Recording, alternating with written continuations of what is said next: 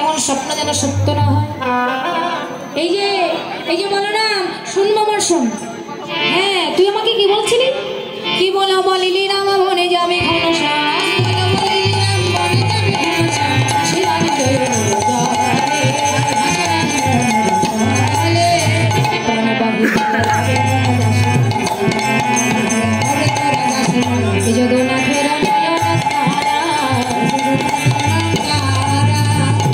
আচ্ছা শুনি বলেন আমির মনে পরিচিত নন্দরানী মা লুটাই পড়িল ভূমিতলে। এই ভূতালি অজ্ঞান হয়ে মা পড়ে গেছে। এবার মায়ের চৈতন্য দান করিলেন সকল রকম কৃষ্ণ কৃষ্ণ নামে দিয়ে মা যখন চেতনা পেয়েছে, এবার মাকে লক্ষ্য করে বলছে, এ আরে শ্রীরাম কহিছে বলে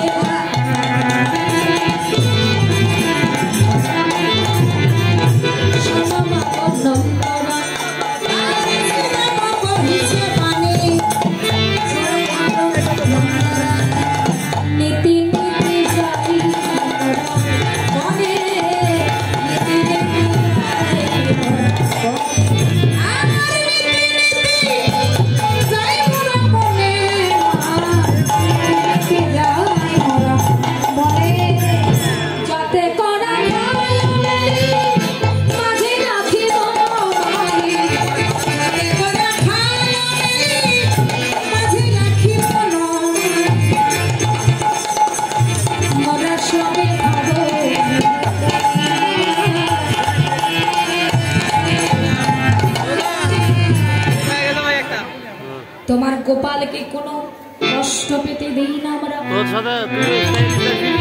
মানে তোমার গোপালকে সুতোর ছায়া রেখে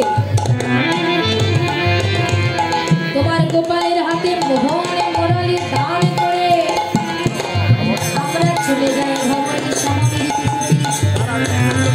আমরা যেদিক দিয়ে যাই আমরাও সেদিক দিয়েই যাই।